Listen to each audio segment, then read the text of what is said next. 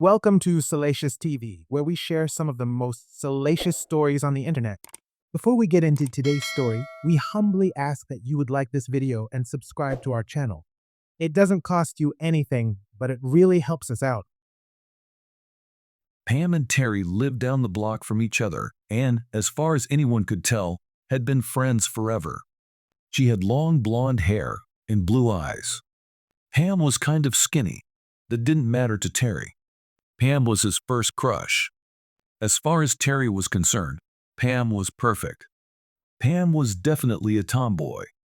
The other girl in their group, Melissa Smith, was more of a girly girl.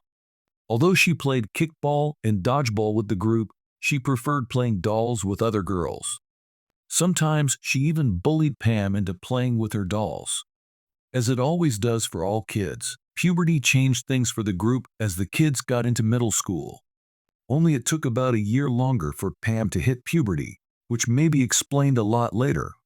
While most of her friends were developing chests and hips and starting to have strange feelings for boys, Pam just stayed exactly as she was. Terry was okay with that, but for the first time in her life, Pam became withdrawn and quiet, the exact opposite of her normal demeanor. Terry didn't have a clue as to what she was going through, but he tried to continue the friendship, just as it always had been. One day she asked, "Why are you hanging around with me, Terry, when you could be with Melissa or some of the other girls?" "Because I still love you, Pam," he answered. "I don't care if you don't have boobs. I still love you. I guess I always will." She moved over to him and gave him a bone-crushing hug. He blushed. Things changed drastically for Pam in the next year. She developed a double helping of boobs. By the time she was ready for high school, they went straight past large to huge. Suddenly, every boy in the school wanted to be her friend. Her confidence ballooned as much as her chest. Although Pam's late blooming proved good for her, it wasn't that good for Terry. She suddenly forgot about him and started dating almost every guy in the school who asked her out. "Hey Terry, long time no see. How come you don't come over anymore?"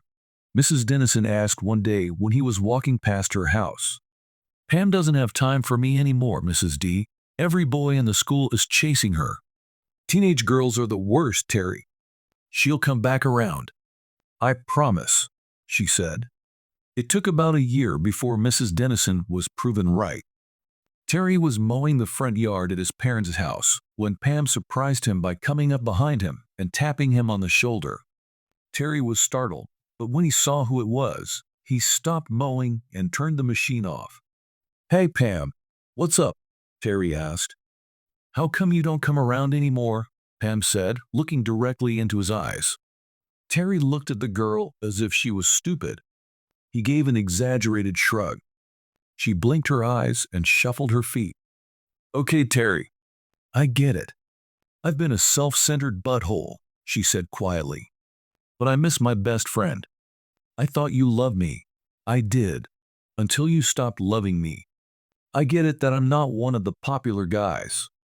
But you told me you loved me, but then you've spent the last year going out with almost a different guy each week. I'm not blind, and I'm not stupid. You didn't want me around, so I'm not around.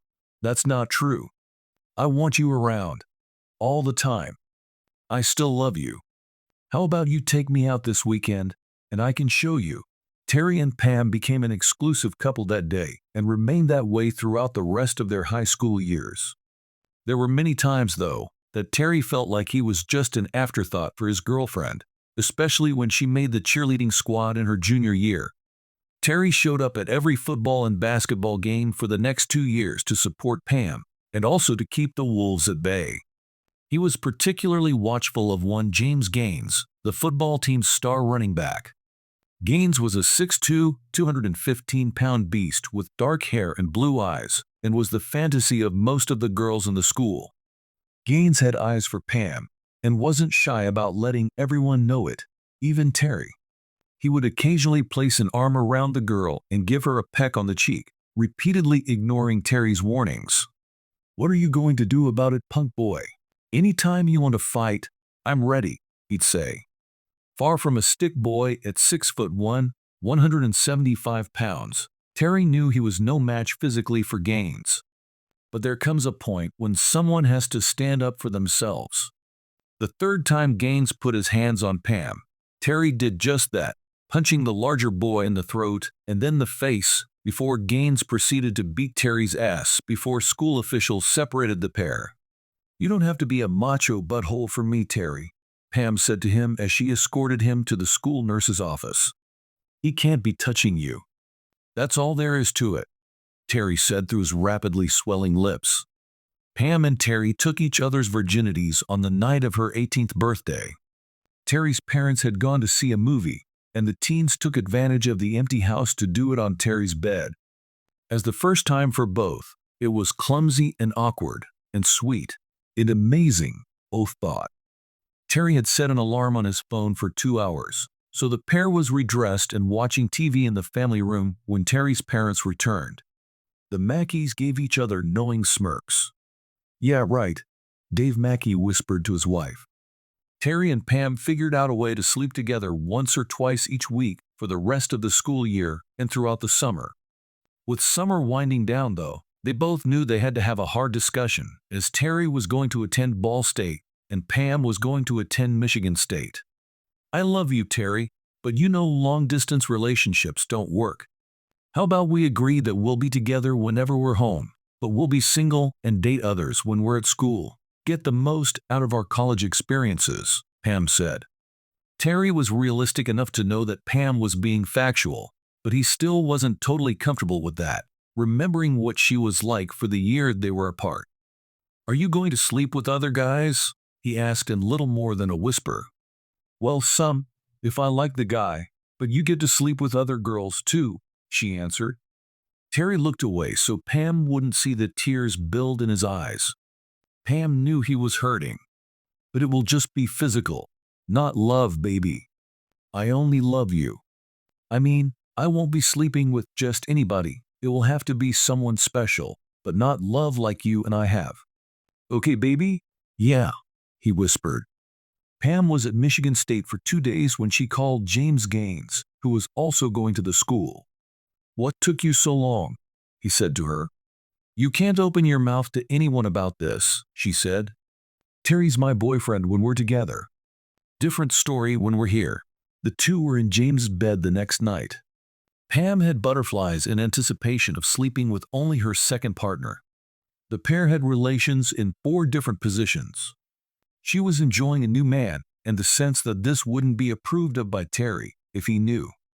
James also wasn't making love to her like Terry did. He pounded his partner hard, and Pam was enjoying the bigger man's physicality. Pam knew that she was a pretty woman with huge assets who could have her pick of the men on the Michigan State campus. She enjoyed 2 more men that first week, as well as James twice more. James didn't know about the other 2. Pam knew that women have a much easier time than men finding willing partners. Plus, she knew that even though Terry was a handsome guy, he was a nice guy who would not be spending most of his waking hours trying to score with other women. She doubted he would score more than once in his freshman year at Ball State. She, on the other hand, was going to go for broke. Terry and Pam were in the back seat of Terry's car the second night they were home on Christmas break.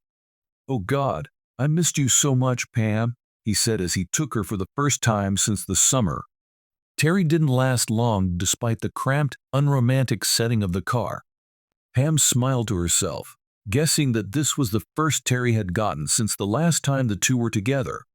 She wouldn't ask him, however, because she was hoping not to remind him that she was free to do whomever she wanted as well, and she was far from celibate.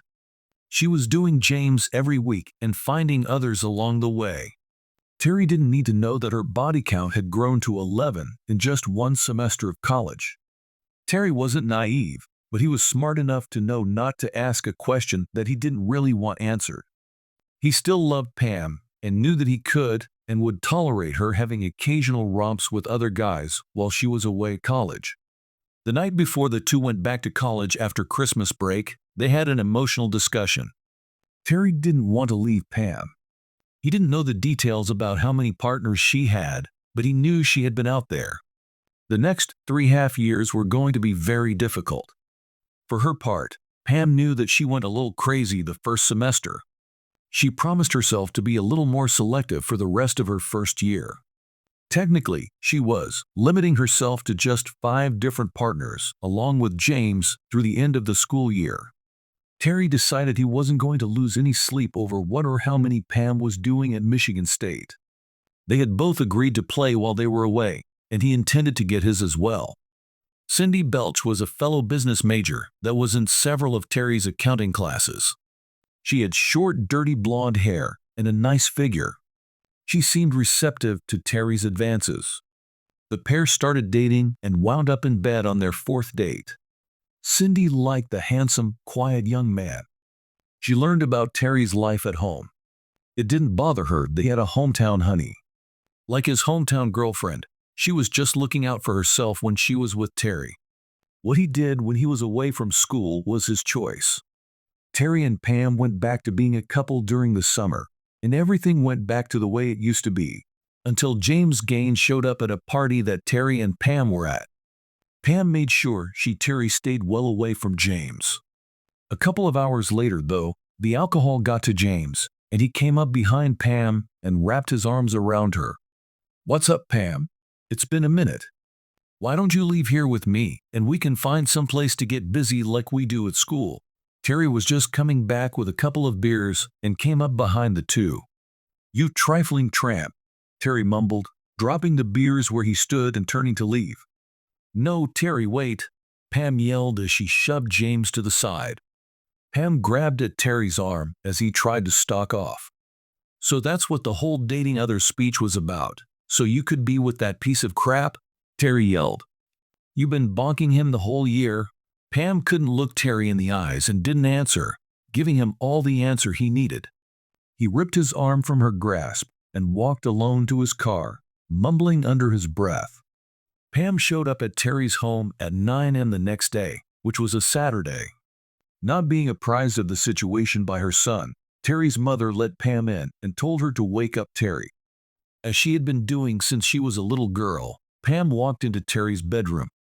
This time, however, she locked the door behind her. Terry's mother heard the door lock and then went off into the kitchen. Terry woke to the feeling of small fingers wrapped around him in his briefs. He looked over to see Pam smiling at him. "How did you get in here?" he croaked. "Mom let me in," she said quietly, using the name she called Terry's mother. "You know we need to talk, babe," she said, while continuing to slowly work. She looked at Terry's face and knew instantly he couldn't talk. She had him exactly where she wanted him. "I'm sorry for sleeping with him, Terry. I know you two aren't exactly friends." She owned him, and she knew it. So did Terry. He groaned again. "I'll take this as you accepting my apology." With that, Terry arrived. 2 rooms over, his mother pretended not to hear. Pam had the window seat on the flight back to Lansing in August for her sophomore year, looking forward to being free to date whomever she wanted. Likewise, Terry returned to Ball State. But unlike Pam, Terry wasn't interested in girls simply as sex partners. He already had a girlfriend back home, so he wasn't going to sleep with just any girl. He wanted there to be some kind of relationship, even if he wasn't exactly looking for love. He added 2 to his number during his sophomore year. Regardless of what she had agreed to with Terry, Pam felt she was free to enjoy all of life's sexual pleasures. One of them was her English lit professor, Dr. Dustin Crettle. Dr. Crettle wore a wedding ring, but he had long, dark brown hair, a scruffy beard, and soulful brown eyes. It was those eyes that made her excited while he was lecturing in the classroom. She waited 2 weeks before stopping into the professor's office, wearing a tight white tank top braless under a short sleeve top that was completely unbuttoned. He enjoyed watching her breathe as they talked. He also enjoyed looking at her legs in her short jean shorts. She smiled to herself, noting how easy men are to manipulate. That relationship lasted until the semester ended. Pam didn't feel guilty about sleeping with a married man, but she felt the inconvenience of working around his situation wasn't worth the effort. Considering she was already doing 2 other guys on a regular basis and had other men waiting in the wings. By the time her sophomore year was over, Her body count had doubled. Terry wasn't a stupid man, and his eyes worked perfectly. He knew Pam attracted plenty of male attention when the two were apart, and since they agreed not to be exclusive when they were away at school, he figured she was having more sex than him. Since he thought the best of her, his estimate of her experience wasn't even close. Because of this, however, he wasn't overly concerned, and the two never really had a definitive discussion about their sex lives. Terry had 6 more partners over his last 2 years at Ball State. By contrast, Pam had 19 more partners over the same time frame, including 3 during an episode she set up in the last month of classes because she wanted to do one before she went back to being exclusive with Terry. When she graduated, Michigan State said goodbye to one of its biggest garden tools. Terry graduated with honors from Ball State and had a job in the auditing department at a hospital in Richmond lined up before graduation day. Pam moved in with him and found a job in HR at a production facility in the city. The two were married about a year later. A son was born 2 years later, followed by a first daughter 3 years after that, and a second one 2 years later. Pam quit work to become a stay-at-home mom until the youngest child started school. Then she returned back part-time to her old place of employment. The family didn't really need the extra income, but Pam didn't want to sit home doing nothing, she told her husband. He gave her his full support. Despite her past in college, Pam was a completely faithful wife until Victor Sanchez began to work at the same company as her. The first time she laid eyes on him, she felt herself gush. She realized it had been 13 years since she had been with anyone other than Terry. Victor, an assistant director, noticed Pam the first time he laid eyes on her. Truthfully, only a blind person could not notice the beautiful, curvy woman. He started stopping by her office occasionally to make small talk. Then he invited her out to lunch. Pam wasn't a novice at the game. She knew where this was heading. She hesitated at first because she didn't want to break her wedding vows, but then came to the realization in her mind that what Terry didn't know wasn't going to hurt him, as it hadn't during their college years. She began to view this as separate from her life with Terry. Pam was her usual cautious self when it came to her first extramarital affair. She and Victor met on Wednesday afternoon at his apartment, and she made sure to always shower at his place before heading home to be mom and wife. Terry may have been trusting, but his experience with Pam in college taught him not to give her too much leeway. He was incredibly pleased that she had apparently taken her marriage vows seriously, and even though he had occasionally verified, all he could determine was that she was completely faithful for the first 12 years of their marriage. That was as far as it went, however. 3 weeks into her affair with Victor, Terry had come up on Pam from behind while she was cooking dinner and wrapped her in a playful hug one Thursday afternoon. As she laughed in delight, Terry noticed that her hair didn't have its usual smell. Pam had been putting a spritz of perfume in her hair since the pair was in high school. Now that he thought about it, her hair smelled fresh washed, even though she supposedly hadn't showered since before she went to work. The private investigation firm that Terry occasionally used for 12 years to verify his wife's faithfulness or lack thereof needed only one Thursday to confirm Terry's worst fears. Damn, he croaked over the phone to Rick Gates, the firm's owner, when Gates gave him the bad news that Thursday morning. Terry knew what divorce meant for his family. He didn't want to be a part-time father to his children. He also knew he still loved his wayward wife, although he wasn't sure if he could forgive her disrespect. It was one thing when she slept around on him before they were married. They agreed to not being exclusive, but since marriage, that was never an option open to discussion. Terry sat in his car and watched as first Victor and then Pam, 5 minutes later, entered the young man's apartment building. He wanted to interrupt the pair while they were doing it. 10 minutes later, he went to Victor's door with a pizza box in his hand and started pounding. Victor was mountain-topping Pam when the pounding started. They tried to ignore the noise, but realistically it was tough to do. He put on a robe and went to the door while Pam waited under the covers in the bedroom. Victor was confused and angry when he saw a man holding a pizza box through the viewfinder, assuming the stupid 30-something delivery man had the wrong apartment. "That's why you're slinging pizza, bud. You've got the wrong apartment," Victor said as he opened the door while keeping the chain latched. Terry shouldered his way through the door, breaking the chain and shoving Victor backwards. As Victor regained his balance, Terry swung his son's little league bat at the man's stomach. When Victor doubled over, Terry kicked upwards with his right leg, connecting with his balls. Victor hit the deck. "Get up, you piece of crap, so I can beat on you some more. She's a freaking married woman, you scumbag. You knew it, and you got what you deserved." Pam heard the noise and recognized her husband's voice. She immediately pulled the covers up to her neck and curled into a fetal position, facing the door with wide, wild eyes. She had no idea what took place at the door, but she wasn't about to venture out and find out. Her eyes opened even wider when Terry showed up in the doorway, looking more like a wild thug than her gentle, loving husband. "Get your clothes on, Trick," he barked, breathing heavily while he glared at her. Pam hesitated until Terry took a step toward the bed. She slid out of the bed sideways and started to get dressed, while Terry looked out to check on Victor, who was still curled up in a ball and moaning.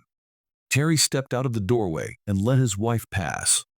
She gasped when she saw Victor on the ground and ran to comfort him, apparently forgetting for the moment her enraged husband standing silently.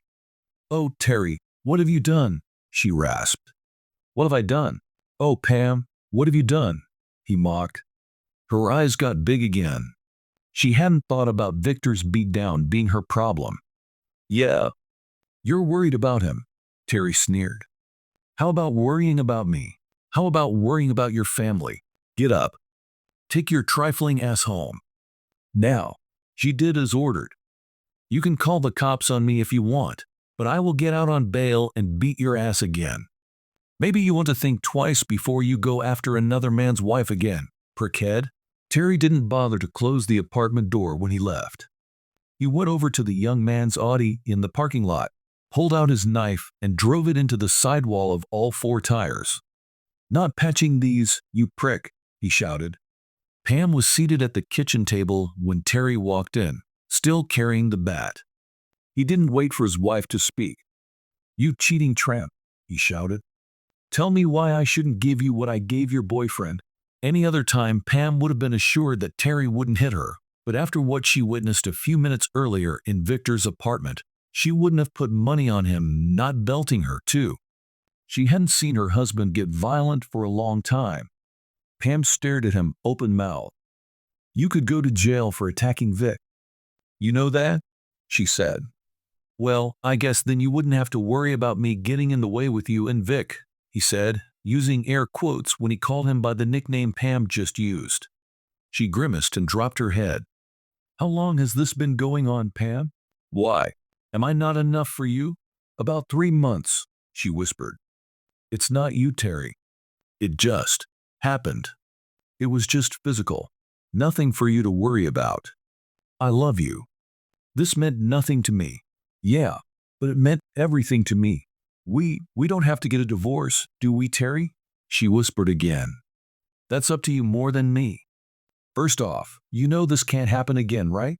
This isn't like what you did during college," Terry said. Pam's head jerked up at that statement. Until that moment, she didn't believe Terry had a clue about her sexual activities in college. "You can thank the kids that you're still here," Terry said. "I don't want to be a part-time father to my kids. If we didn't have kids, you'd be gone." Pam was relegated to the guest bedroom for the next 2 months. The children were told that Mommy and Daddy were arguing and that they were sleeping apart. The oldest, Matthew, knew the dispute was more than just an argument, as several of his classmates came from split homes. About a month after the cheaters got caught, Terry got a registered letter from an attorney representing Victor, asking for reimbursement for his 4 tires. Terry was more than unhappy. "Did I not let him live?" he said to Pam, who said nothing and couldn't look Terry in the face. "How many times would you say you slept with the scumbag?" Terry said. Pam blushed profusely. Prior to catching her in her affair, Terry never spoke like this to his wife. Now that occurred more often than not when the children weren't around. "About 10 times, she answered quietly. Terry was glaring at her when she finally looked him in the face. 3 months, Pam, he said. Maybe 20 times, she said, even quieter than before. That sounds more like you, he remarked. So $1,000 divided by 20 is $50 a lay. For a high-class trick like you, $50 is cheap. I'm going to tell his lawyer he can take me to small claims court if he wants his money, but then he should expect me to make a counterclaim in open court, which might just make its way to your company's HR department. Pam's face showed panic. Terry was pretty sure Pam's company didn't have a policy against employees being intimate with each other, but he knew it certainly wasn't a professional look. Several weeks later, as the pair was sitting alone in their family room watching TV, Pam asked Terry about why he felt the need to beat Victor so badly. Man code, he answered. Every guy knows that if you chase a married woman, her husband has the right to beat the crap out of you if he can. It's payback for violating the unwritten rule of shagging a married woman. It also sends the message to other friends or co-workers of the cheating punk that they shouldn't even consider chasing the trick too. A year later, things in the Mackey household were as back to normal as they were ever going to get. Pam knew her husband loved her, but he was never going to forget, which meant he was never going to completely forgive her. She could feel his eyes on her at times, and she knew what he was thinking. There was always going to be a wall up between them. Although she could never admit it to anyone, Pam had enjoyed her affair with Victor. She enjoyed Victor's flirting with her, the pursuit, sleeping with a new and different partner. She enjoyed it, and from what her many partners before marriage had indicated, she was good at it. She enjoyed providing pleasure to her partners. Even though she enjoyed being with Terry, he was always with the same partner. She had enjoyed her various partners before marriage. Now she was feeling held back. She had thought about it often since Terry had caught her. Terry was either lucky to have caught her or he had been having her watched, and the latter would have been expensive. She never considered a third alternative. Pam never even considered flirting in her office after her affair with Victor. Terry's message was received loud and clear, and the men in her office gave her a wide berth after that. She often felt like her husband was keeping her on a leash, and she grew resentful. Dr. John Powell was a very impressive man, from virtually every standpoint that a woman uses to measure. He was 6'5", well-built, and handsome in a masculine way. He was a successful orthopedic surgeon. At 42, he was in his prime and knew it. When he looked seriously at a woman, he didn't care if she had a ring on the third finger of her left hand or not. If he wanted her, he made his move, completely believing that it was just a matter of time until that woman was his.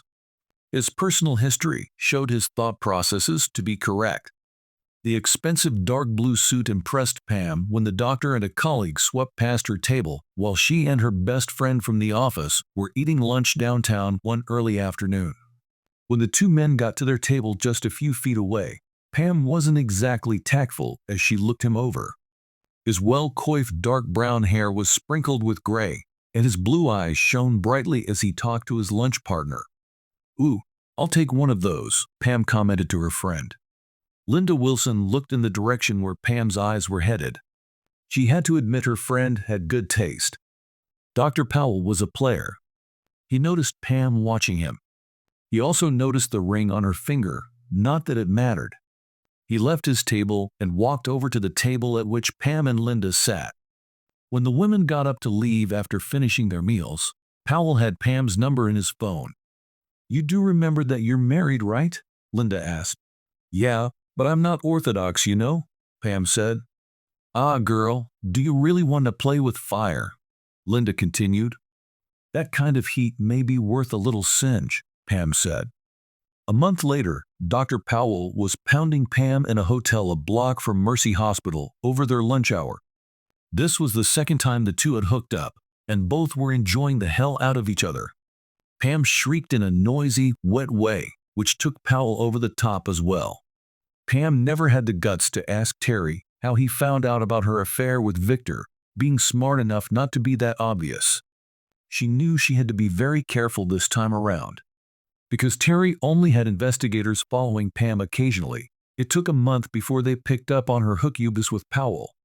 It had been 10 years since her last affair, but Terry wasn't giving her bonus points for going a decade since her last cheat, particularly since the couple's youngest child, the only one left at home, was now 17. At first thought, Terry knew he couldn't get away with physically assaulting Powell the way he had done with Victor 10 years earlier. He would expect the good doctor to have a very pricey attorney.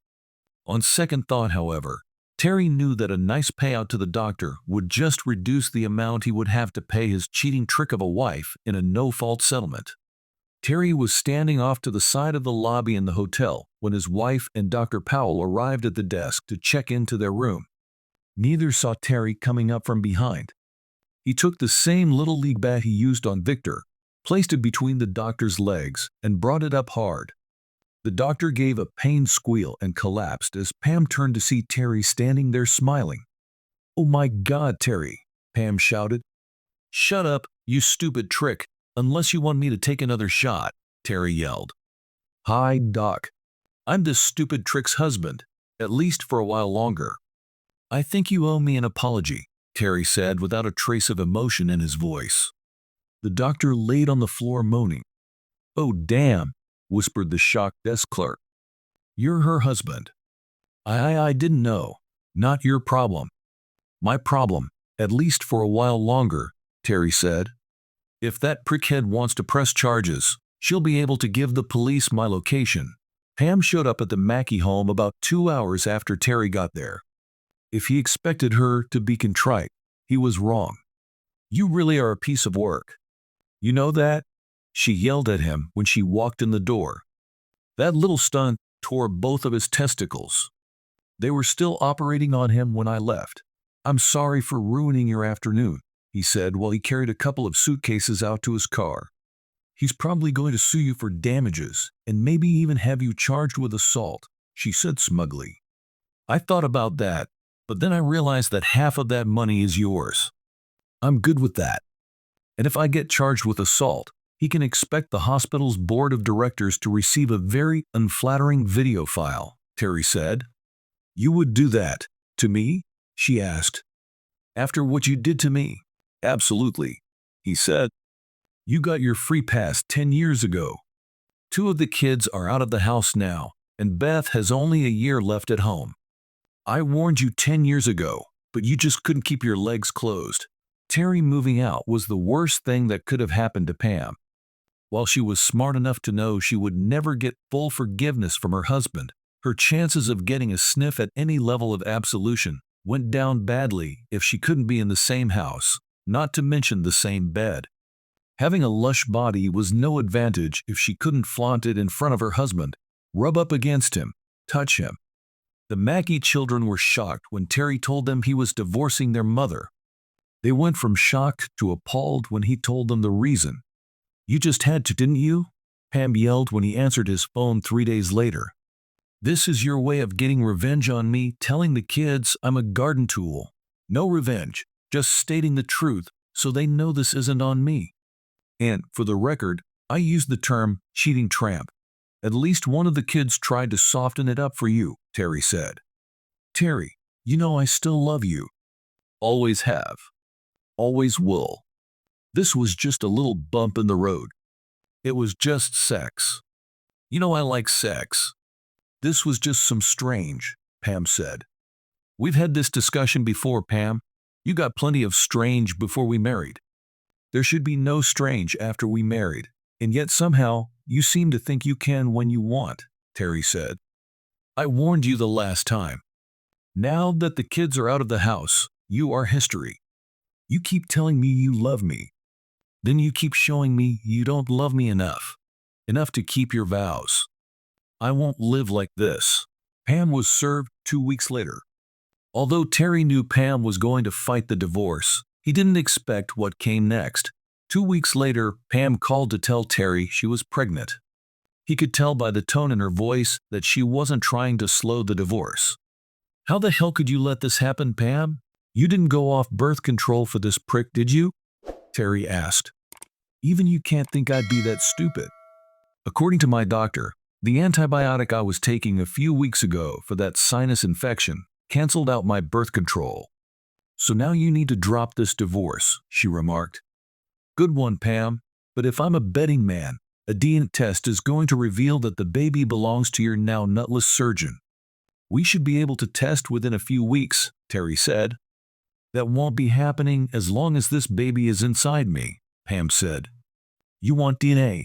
It can be done after our baby is born. You want to play it that way, fine. But I will get an injunction forcing you to keep me off the birth certificate until we have DNA confirmation. Even though he was pretty sure he wasn't the father, Terry was not taking any chances and made sure he attended childbirth classes with Pam the same way he did for the couple's first 3 children. Pam made sure to touch her husband as much as possible when they were together for the classes. Regardless of how often he said he wasn't going to change his mind on the divorce, Pam knew that when push came to shove, she still owned him, at least in her own mind. Because there were still 7 months to go before the baby was born, Terry moved back into his house. Despite Pam's best efforts, he spent the entire time before the baby was born sleeping in his son's old room. Oh, come on, Terry. It's been 4 months. Grow up and move back into our bed where you belong. You know how randy I get when I'm pregnant, Pam said one Saturday several months after Terry returned home. Terry looked at his wife in total disbelief. You slept with another man and are probably carrying his child right now, yet you think I'm going to have sex with you again? Even you can't be this delusional, babe, Terry said. You forgave me once for straying, and now that I'm carrying our next child, I know you won't walk out on me, she said smugly. You're taking an awful lot for granted, babe. Have you spoken to Dr. Prickhead about the possibility of the baby being his? We talked briefly. He knows I'm pregnant. I told him I would contact him back if the baby isn't yours, although I know it is. A woman can tell these things, she said. Terry was in the delivery room with Pam, so he got to see the birth firsthand of Pam's child by Dr. Powell. The child looked like the doctor. The DNA test confirmation was almost overkill. He made sure to inform the appropriate people that his name was not to be put on the baby's birth certificate. A tired Pam held her tongue, although she glared hard at her husband. The vibe in the delivery room went from exhilarated to somber in seconds. The confirmation came back 2 days after Pam got home from the hospital. Both were at the kitchen table when Terry opened the envelope. Like that really matters, Terry, Pam said as she breastfed the baby at the table. I love you. You love me. That's all that matters. Once upon a time, maybe, Pam. Now I see you for the selfish heifer you are. Nothing else matters to you except what Pam wants. I may have some love for you left somewhere in my heart, but it's not enough, Terry said. When the reality of her situation hit her in the face, Pam tried to fight the divorce, but even a sympathetic judge wasn't stupid enough to rule in favor of marriage counseling. I'm sorry, Mr. Gaskins, but your client is a 2-time cheater who recently gave birth to a child that's not her husband's, the judge said to Pam's attorney. While both Terry and Pam came out of the divorce okay financially, Pam's life changed way more than she anticipated. Living by herself with a newborn in her late 40s wasn't how Pam saw things playing out. Men still viewed her as a sexy MILF and certainly an easy target, but nobody wanted to consider her as marriage material, not with her reputation and the millstone of a baby to raise. Terry's life also changed way more than he anticipated, mostly because he had never considered being a handsome single guy in his late 40s. After sitting at home until his youngest went off to college 6 months after the divorce was official, Terry eventually wandered out into the real world and found the world eagerly waiting for him. You're not just going to sit at home for the rest of your life and wallow in self-pity, are you, Dad? His younger daughter, Beth, asked him before she left for her freshman year of college. That was kind of my game plan, truth be told, Terry told her. Dad, promise me one thing. Don't be pathetic, she said. Jessica was the first woman Terry had slept with since the divorce went through a year ago. Although he promised his children he would date, he wasn't the type to sleep with women just for the sex, even though many of the women indicated they would willingly do that. He and Jessica were enjoying their 4th date together on this night. Several weeks later, the name Laura Baker showed up on Terry's phone display. The name seemed familiar to Terry, but he couldn't quite put his finger on why he sensed he should know it. Curiosity got the better of him, so he answered on the third ring. "Hello, this is Terry," he answered. Terry, this is Laura Baker," a sultry voice said. "I'm not sure you remember me." Oh, Terry said as the audio triggered his memory of Pam's immediate boss. Laura Baker was about 3 years older than Terry. She was a statuesque blonde with a mop of loose curls, bright blue eyes, and curves from top to bottom. If he recalled correctly, she had been divorced about 10 years ago. "How can I help you, Laura?" Terry said hesitantly. "This is a little awkward, Terry, so bear with me," she said. I know you've been divorced a while. I was kind of hoping maybe we could do lunch one day soon, if it wouldn't be too weird." "Wow," Terry replied. "I didn't see that coming." There was silence on the other end of the line. "Shoot. I said that out loud, didn't I?" Terry mumbled. "Yeah, you did," she whispered back. "That's okay. I take no offense. Your ex-wife always spoke very highly of you, even though she ran around on you some, and I always enjoyed the time we spent together at our company get-togethers. There's an old saying that says you don't waste good, and from what I can see, you're good." Laura could sense the hesitation on Terry's part. "I'm not doing this to rub anything in your ex-wife's face, Terry. I promise. In fact, I would like to keep this as discreet as possible for just that reason. But I don't want to miss my chance at a man like you. I think we could be great together," she explained. The pair started with lunch, then did dinner. On their third date, they wound up back at Terry's apartment. Clothes were lost quickly, and within minutes, Terry had his face buried in Laura. After changing positions, Terry hung on tight until the writhing was done, then lowered her gently to the bed as she lay there panting. "What was that? What just happened?" "Oh, it felt so good," Laura whispered as she looked into Terry's eyes. The pair dated for about 9 months before Pam found out her ex was dating her boss. While she was angry with Terry, she was livid with her boss, believing in her mind that Laura had betrayed their friendship. She was also upset because she knew Laura had been in attendance when Pam had talked about her sex life at college. Her rather extensive sex life.